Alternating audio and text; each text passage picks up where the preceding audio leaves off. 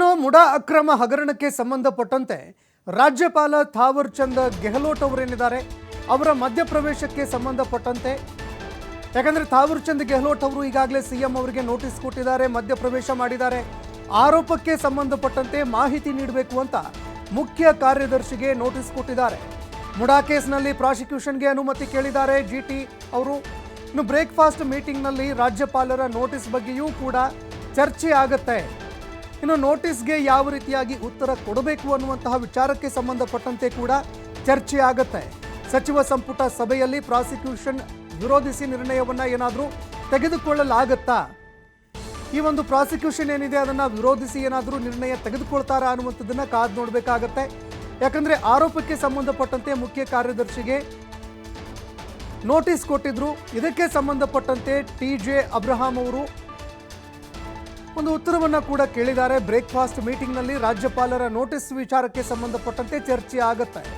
ಇನ್ನು ನೋಟಿಸ್ಗೆ ಯಾವ ರೀತಿಯಾಗಿ ಉತ್ತರ ಕೊಡಬೇಕು, ಸಚಿವ ಸಂಪುಟ ಸಭೆಯಲ್ಲಿ ಪ್ರಾಸಿಕ್ಯೂಷನ್ ವಿರೋಧಿಸಿ ನಿರ್ಣಯ ಏನಾದರೂ ತೆಗೆದುಕೊಳ್ಳುತ್ತಾ ಅನ್ನುವಂತಹ ಪ್ರಶ್ನೆ ಕೂಡ ಎದುರಾಗ್ತಾ ಇರುವಂಥದ್ದು.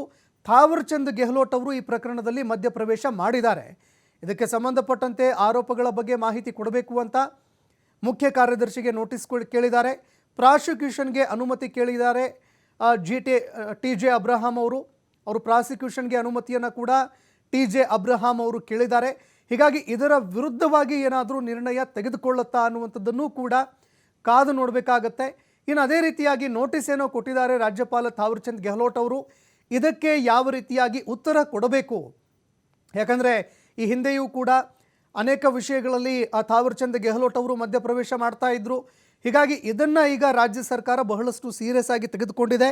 ಇನ್ನು ಅದೇ ರೀತಿಯಾಗಿ ಅನೇಕ ನಾಯಕರು ಕೂಡ ಇದಕ್ಕೆ ಸಂಬಂಧಪಟ್ಟಂತೆ ಮಾತನಾಡ್ತಾ ಇದ್ರು. ಸರ್ಕಾರ ಅಸ್ಥಿರಗೊಳಿಸುವಂತಹ ಪ್ರಕ್ರಿಯೆ ನಡೀತಾ ಇದೆ, ಇದು ಸಾಧ್ಯವಿಲ್ಲ ಅನ್ನುವಂತಹ ಹೇಳಿಕೆಗಳನ್ನು ಕೂಡ ಕೊಡ್ತಾ ಇದ್ರು. ಇದನ್ನೆಲ್ಲ ನೋಡ್ತಾ ಇದ್ರೆ ಥಾವರ್ ಚಂದ್ ಗೆಹ್ಲೋಟ್ ಅವರು ಮಧ್ಯಪ್ರವೇಶ ಮಾಡಿರುವಂಥದ್ದು ರಾಜ್ಯ ಸರ್ಕಾರಕ್ಕೆ ಈಗ ತಲೆ ಬಿಸಿ ತಂದಿದೆ ಅನ್ನುವಂಥದ್ದು ಕೂಡ ಗೊತ್ತಾಗ್ತಾ ಇದೆ. ಇನ್ನು ಅದೇ ರೀತಿಯಾಗಿ ಈ ನೋಟಿಸ್ಗೆ ಯಾವ ರೀತಿಯಾಗಿ ಉತ್ತರ ಕೊಡ್ತಾರೆ ಅನ್ನುವಂಥದ್ದನ್ನು ಕೂಡ ಕಾದು ನೋಡಬೇಕಾಗತ್ತೆ. ಯಾಕಂದರೆ ಮುಡಾದಲ್ಲಿ ನಡೆದಿರುವಂತಹ ಹಗರಣಕ್ಕೆ ಸಂಬಂಧಪಟ್ಟಂತೆ ಏನು ಮಾಹಿತಿ ಇದೆ, ಆರೋಪಗಳಿಗೆ ಸಂಬಂಧಪಟ್ಟಂತೆ ಏನು ಮಾಹಿತಿ ಇದೆ, ಆ ಮಾಹಿತಿಗಳನ್ನು ನೀಡಬೇಕು ಅಂತ ಮುಖ್ಯ ಕಾರ್ಯದರ್ಶಿಗೆ ಥಾವರ್ ಚಂದ್ ಗೆಹ್ಲೋಟ್ ಅವರು ಪತ್ರ ಬರೆದಿದ್ದಾರೆ, ನೋಟಿಸ್ ಕೊಟ್ಟಿದ್ದಾರೆ. ಇನ್ನು ನೋಟಿಸ್ಗೆ ಸಂಬಂಧಪಟ್ಟಂತೆ ಈಗ ಮುಖ್ಯ ಕಾರ್ಯದರ್ಶಿಯವರು ನೋಟಿಸ್ಗೆ ಉತ್ತರವನ್ನು ಕೊಡಬೇಕಾಗತ್ತೆ. ಹೀಗಾಗಿ ಯಾವ ರೀತಿಯಾಗಿ ಉತ್ತರ ಕೊಡಬೇಕು ಅನ್ನುವಂತಹ ವಿಚಾರಕ್ಕೆ ಸಂಬಂಧಪಟ್ಟಂತೆ ಕೂಡ ಚರ್ಚೆ ನಡೆಯುತ್ತೆ ಅನ್ನುವಂಥದ್ದು ಗೊತ್ತಾಗ್ತಾ ಇದೆ. ಇನ್ನಿದೇ ವಿಚಾರಕ್ಕೆ ಸಂಬಂಧಪಟ್ಟಂತೆ ಪ್ರತಿನಿಧಿ ಎಲ್.ಎನ್. ಸ್ವಾಮಿ ಮತ್ತಷ್ಟು ಮಾಹಿತಿ ಕೊಡ್ತಾ ಹೋಗ್ತಾರೆ. ಎಲ್.ಎನ್. ಸ್ವಾಮಿ, ಯಾವಾಗ ಥಾವರ್ ಚಂದ್ ಗೆಹ್ಲೋಟ್ ಅವರು ಮಧ್ಯಪ್ರವೇಶ ಮಾಡಿದ್ರು ಎಲ್ಲೋ ಒಂದೆಡೆ ರಾಜ್ಯ ಸರ್ಕಾರಕ್ಕೆ ತಲೆನೋವಾಗಿ ಪರಿಣಮಿಸಿದೆ ಅಂತ ಹೇಳಿದರೂ ಕೂಡ ತಪ್ಪಾಗೋದಿಲ್ಲ. ಮತ್ತೊಂದೆಡೆಯಲ್ಲಿ ವಿಪಕ್ಷಗಳ ಆರೋಪ, ಪಾದಯಾತ್ರೆ ಇದೆಲ್ಲವೂ ಕೂಡ ರಾಜ್ಯ ಸರ್ಕಾರಕ್ಕೆ ಸಹಜವಾಗಿ ಮುಜುಗರ ಉಂಟು ಮಾಡುತ್ತೆ. ಈ ಮುಜುಗರದಿಂದ ತಪ್ಪಿಸ್ಕೊಳ್ಳೋದಕ್ಕೆ ಅದೇ ರೀತಿಯಾಗಿ ಒಂದು ಸ್ಟ್ರಾಂಗ್ ಆಗಿರುವಂತಹ ಉತ್ತರ ಕೊಟ್ಟು ರಾಜ್ಯಪಾಲರ ಬಾಯಿ ಮುಚ್ಚೋದಕ್ಕೆ ಅಂತ ರಾಜ್ಯ ಸರ್ಕಾರ ಏನಾದರೂ ಮುಂದಾಗ್ತಾ ಇದೆಯಾ? ಸಭೆಯಲ್ಲಿ ಏನೆಲ್ಲ ಚರ್ಚೆ ಆಗಬಹುದು ಇವತ್ತು ಅಂತ?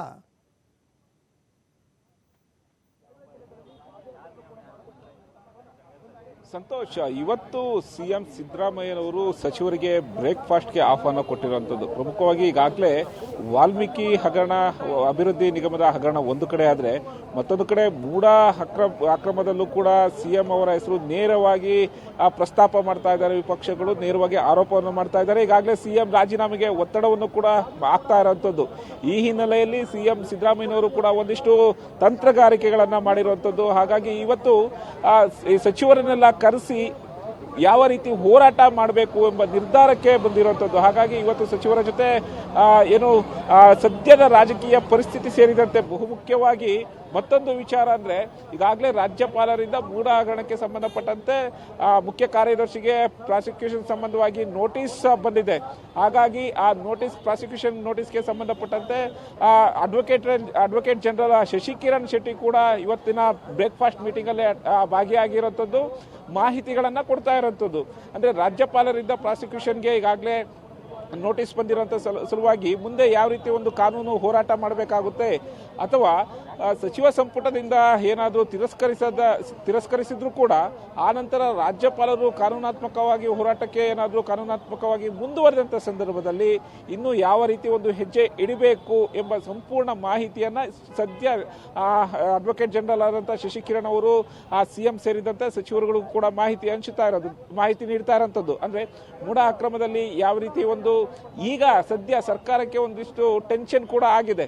ಅಂದರೆ ಸಾಕಷ್ಟು ಆರೋಪಗಳು ಕೇಳಿ ಬರ್ತಾ ಇದೆ. ಜೊತೆಗೆ ಬಿಜೆಪಿ ನಾಯಕರು ಕೂಡ ಪಾದಯಾತ್ರೆಯನ್ನು ಹೊರಟಿದ್ದಾರೆ.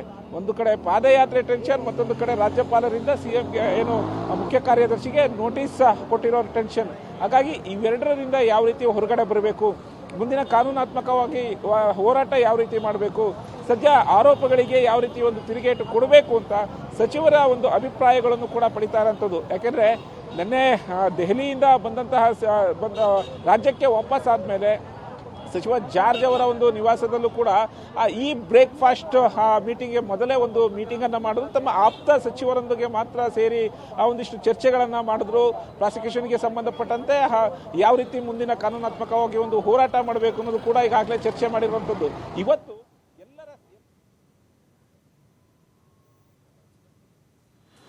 ಇದು ವಿತೌಟ್ ಯಾವುದೇ ರೀತಿಯಾದಂಥ ಮಾಹಿತಿ ಇರಲಾರ್ದೆ ನೋಟಿಸ್ ಸರ್ವ್ ಮಾಡೋದು ಅಥವಾ ಕ್ಲಾರಿಫಿಕೇಶನ್ ಕೇಳಲಾರ್ದೆ ನೋಟಿಸ್ ಕೊಡೋದು ಸರಿಯಲ್ಲ. ಈಗಾಗಲೇ ಮುಖ್ಯಮಂತ್ರಿಗಳು ಇದ್ರ ಬಗ್ಗೆ ಸಾಕಷ್ಟು ಕ್ಲಾರಿಫಿಕೇಶನ್ ಗವರ್ನರ್ ಹತ್ರನೇ ಹೋಗಿ ಕೊಟ್ಟಿದ್ದಾರೆ, ವೈಯಕ್ತಿಕವಾಗೂ ಕೊಟ್ಟಿದ್ದಾರೆ, ಎಲ್ಲ ದಾಖಲೆಗಳು ಕೊಟ್ಟಿದ್ದಾರೆ. ಅದಾದಮೇಲೂ ಈಗ ಮಾಡ್ತಾ ಇದ್ದಾರೆ. ಅಂದರೆ ಇದು ಎಲ್ಲಿಂದ ಈ ಸ್ಕ್ರಿಪ್ಟ್ ಬರ್ತಾ ಇದೆ ಅಂತ ನೋಡ್ಬೇಕಷ್ಟೇ. ಈಗಲೂ ಕೂಡ ಬ್ರೇಕ್ಫಾಸ್ಟ್ ಮೀಟಿಂಗ್ ಕರೆದಿದ್ದಾರೆ ಸಿಎಂ. ಹೌದು, ಅಂದ್ರೆ ಯಾಕೆ ಅಂತ ಅಂದ್ರೆ ಸ್ವಲ್ಪ ನೋಡೋಣ. ಈಗ ಬ್ರೇಕ್ಫಾಸ್ಟೇ ಆಗಿಲ್ಲ, ನೀವು ಆಗ್ಲೇ ಕೇಳಿದ್ರೆ ಈಗ ಅಲ್ಲಿ ಹೋದ್ರೆ ಹೋಗ್ಬೇಕಲ್ಲ. ಇನ್ನ ಈಗ 9:15 ಇರೋದು, ನೀವು 9 ಗಂಟೆಗೆ ಏನಾಯ್ತು ಅಂತ ಕೇಳಿದ್ರೆ ಹೋಗಿ ನೋಡ್ಕೊಳ್ಳೋಣ ಏನಿದೆ ಅಂತ. ಇಲ್ಲ, ಅದು ನಮ್ಮ ಕಲಬುರ್ಗಿ ಯಾವುದೋ ಇಶ್ಯೂ ಇತ್ತು, not with respect to this. Okay, ಅನುಮತಿ ಸಿಕ್ಕರೆ ಸರ್ ಪ್ರಾಸಿಕ್ಯೂಷನ್ ಯಾವುದು ನೋಡಿ, ಅನುಮತಿ ಕೊಡೋದು ನಾವಲ್ಲ ಅಲ್ಲ. ಒಂದು ವೇಳೆ ಕೊಟ್ಟರೆ ಸರ್ ರಾಜ್ಯಪಾಲ ನೋಡೋಣ, we will take it legally. ಹಲವಾರು ನಿರ್ದೇಶನಗಳು ಸುಪ್ರೀಂ ಕೋರ್ಟ್ದಿದೆ, 5 ಜಡ್ಜ್ ಬೆಂಚ್ದಿದೆ, 7 ಜಡ್ಜ್ ಬೆಂಚ್ದಿದೆ. ಗವರ್ನರ್ ಅವರು ಹೇಗೆ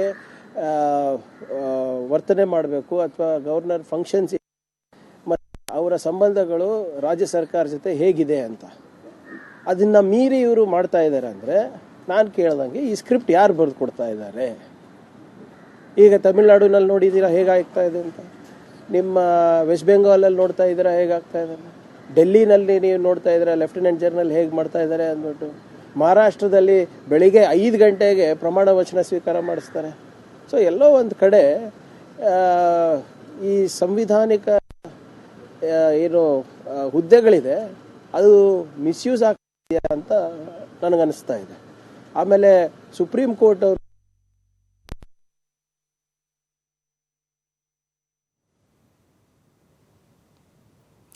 ಓಕೆ, ಎಲ್.ಎನ್. ಸ್ವಾಮಿ ಅವರು ಮತ್ತೆ ಈ ಬಗ್ಗೆ ಮಾಹಿತಿ ಕೊಡೋದಕ್ಕೆ ಅಂತ ನಮ್ಮ ಜೊತೆಗೆ ಜಾಯ್ನ್ ಆಗಿದ್ದಾರೆ.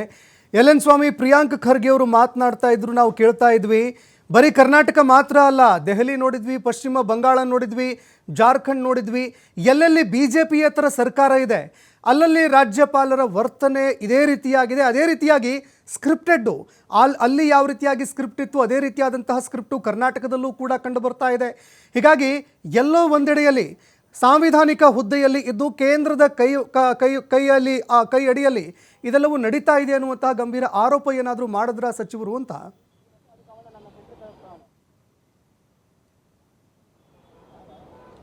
ಸಂತೋಷ್, ಈಗಾಗಲೇ ಮೂಡ ಹಗರಣ ಆಗ್ಬೋದು ಅಥವಾ ವಾಲ್ಮೀಕಿ ಅಭಿವೃದ್ಧಿ ನಿಗಮದ ಬಹುಕೋಟೆ ಅಕ್ರಮಕ್ಕೆ ಸಂಬಂಧಪಟ್ಟಂತೆ ಒಂದಿಷ್ಟು ರಾಜಕೀಯ ಬೆಳವಣಿಗೆಗಳ ನಡೀತಾ ಇದ್ದಾವೆ ಅಂತ ಆಡಳಿತ ಪಕ್ಷದ ನಾಯಕರು ಸಾಕಷ್ಟು ಒಂದು ಆರೋಪವನ್ನು ಮಾಡಿದ್ರು. ಯಾಕೆಂದ್ರೆ ಒಂದು ಕಡೆ ವಾಲ್ಮೀಕಿ ಅಭಿವೃದ್ಧಿ ನಿಗಮಕ್ಕೆ ತನಿಖೆಗೆ ಸಂಬಂಧಪಟ್ಟಂತೆ SIT ರಚನೆ ಆಗಿದೆ, ತನಿಖೆ ಕೂಡ ಆಗ್ತಾ ಇದೆ, ಸಚಿವರ ರಾಜೀನಾಮೆ ಕೂಡ ಆಗಿದೆ, ತಲೆದಂಡೆ ಕೂಡ ಆಗಿದೆ. ಆದರೆ ಈ ನಡುವೆ SIT ತನಿಖೆ ನಡೆಸಬೇಕಾದ್ರೆ ED ಎಂಟ್ರಿ ಆಗಿರೋದು ಕೂಡ ಇದು ಕೇಂದ್ರ ಸರ್ಕಾರದಿಂದ ರಾಜಕೀಯ ದುರುದ್ದೇಶ ಆಗ್ತಾ ಇದೆ ಅನ್ನೋದು ಕೂಡ ಈಗಾಗಲೇ ಆರೋಪ ಕೇಳಿ ಬಂದಿದ್ದು. ಅದೇ ರೀತಿ ಮೂಡ ಹಗರಣಕ್ಕೆ ಸಂಬಂಧಪಟ್ಟಂತೆ ಈಗಾಗಲೇ ತನಿಖೆ ಪ್ರಾರಂಭಕ್ಕೆ ಆದೇಶ ಕೊಡಲಾಗಿದೆ. ಆದರೂ ಕೂಡ ವಿಪಕ್ಷಗಳು ಬೇಕಂತಲೇ ರಾಜಕೀಯವನ್ನ ಮಾಡ್ತಾ ಇದ್ದಾರೆ. ಸಿಎಂಗೆ ಡ್ಯಾಮೇಜ್ ಮಾಡೋಕ್ಕೋಸ್ಕರ ವಿಪಕ್ಷಗಳು ಮಾಡ್ತಿರುವಂಥ ಇದು ರಾಜಕೀಯ ಪ್ರೇರಿತ ವಿಚಾರ ಎಂಬ ರಾಜಕೀಯ ಪ್ರೇರಿತ ಒಂದು ಗೇಮ್ ಪ್ಲಾನ್ ಅನ್ನ ಮಾಡ್ತಾ ಇದ್ದಾರೆ ಅಂತ ಈಗಾಗಲೇ ಆಡಳಿತ ಪಕ್ಷದ ನಾಯಕರು ಸಾಕಷ್ಟು ಸಚಿವರು ಕೂಡ ಆರೋಪಿಸಿದ್ರು. ಇವತ್ತು ಕೂಡ ಸಚಿವ ಪ್ರಿಯಾಂಕ ಖರ್ಗೆ ಕೂಡ ಇದೇ ರೀತಿಯ ಒಂದು ಆರೋಪವನ್ನು ಮಾಡಿರೋದು. ಯಾಕೆಂದ್ರೆ ಬೇರೆ ಬೇರೆ ರಾಜ್ಯಗಳ ಒಂದು ಉದಾಹರಣೆಯನ್ನು ಕೂಡ ಕೊಟ್ಟಿದ್ದಾರೆ. ಅಂದ್ರೆ ಬಿಜೆಪಿಯೇತರ ಕಾಂಗ್ರೆಸ್ ಸರ್ಕಾರ ಏನಾದರೂ ಇದ್ರೆ, ಬಿಜೆಪಿಯೇತರ ಸರ್ಕಾರಗಳು ಇದ್ದಂತಹ ಒಂದು ರಾಜ್ಯಗಳಲ್ಲಿ ಇದೇ ರೀತಿ ಅವರ ಮೇಲೆ ರಾಜ್ಯಪಾಲರ ಒಂದು ಅಸ್ತ್ರವನ್ನ ಬಿಟ್ಟು, ರಾಜ್ಯಪಾಲರಿಂದ ಒಂದು ನೋಟಿಸ್ ಎಂಬ ಅಸ್ತ್ರವನ್ನ ಬಿಟ್ಟು ಅಲ್ಲಿ ಆ ಸರ್ಕಾರಕ್ಕೆ ಡ್ಯಾಮೇಜ್ ಮಾಡುವಂತ ಒಂದು ಕೆಲಸಕ್ಕೆ ಪ್ರೀ ಪ್ಲಾನ್ಡ್ ಆಗಿ ಕೆಲಸ ಮಾಡ್ತಾ ಇದ್ದಾರೆ ಕೇಂದ್ರ ಸರ್ಕಾರದ ಬಿಜೆಪಿ ನಾಯಕರು ಎಂಬ ಆರೋಪವನ್ನ ಮಾಡಿರುವಂಥದ್ದು. ಹಾಗಾಗಿ ಈ ಆರೋಪಗಳು ಸಾಕಷ್ಟು ಕೇಳಿ ಬಂದಿತ್ತು. ಅಂದ್ರೆ ಈ ಹಿಂದೆ ಏನು ರಾಜ್ಯಪಾಲರಿಂದ ಪ್ರಾಸಿಕ್ಯೂಷನ್ಗೆ ನೋಟಿಸ್ ಬರಬಹುದು ಸಾಧ್ಯತೆ ಇದೆ ಎಂಬ ಚರ್ಚೆ ಆಗ್ತಾ ಇರಬೇಕಾದ್ರೆ ಕೂಡ ಸರ್ಕಾರದ ನಾಯಕರು ಸಾಕಷ್ಟು ಆರೋಪಗಳನ್ನು ಮಾಡಿದ್ರು. ಅಂದ್ರೆ ಇದಾಗಲೇ ಮೊದಲೇ ಈ ಬಿಜೆಪಿ ಅವರಿಗೆ ಮಾಡುವಂತ ಒಂದು ಕೆಲಸ ಇದು. ಹಾಗಾಗಿ ಎಲ್ಲವೂ ಕೂಡ ಕೇಂದ್ರ ಸರ್ಕಾರ ನಾಯಕರು ಆಡಿದಂತೆ ಇಲ್ಲಿ ಕೂಡ ಅವರು ಕೇಳ್ತಾರೆ. ಹಾಗಾಗಿ ಇದೆಲ್ಲ ಕೂಡ ಆಗಬಹುದು ಸಾಧ್ಯತೆಗಳು ಕೂಡ ಇದೆ ಎಂಬ ನೇರವಾಗಿ ಒಂದು ತಮ್ಮ ಎಚ್ಚರಿಕೆಯನ್ನು ಕೊಟ್ಟಿದ್ರು. ಹಾಗಾಗಿ ಇವತ್ತಿನ ಏನು ರಾಜ್ಯಪಾಲರ ಒಂದು ನೋಟಿಸ್, ಅಂದ್ರೆ ಮುಖ್ಯ ಕಾರ್ಯದರ್ಶಿಗೆ ಬಂದಿರುವಂತಹ ಒಂದು ಪ್ರಾಸಿಕ್ಯೂಷನ್ ನೋಟಿಸ್ ಕೂಡ ಇದೇ ರೀತಿ ಪ್ರೀ ಪ್ಲಾನ್ ಆಗಿದೆ ಎಂಬ ಆರೋಪಗಳನ್ನ ಈಗಾಗಲೇ ಸರ್ಕಾರದ ನಾಯಕರು ಕೂಡ ಮಾಡಿರುವಂತದ್ದು. ಸಂತೋಷ್, ಧನ್ಯವಾದಗಳು ಎಲ್ ಎನ್ ಸ್ವಾಮಿ ನಿಮ್ಮೆಲ್ಲ ಮಾಹಿತಿಗೆ.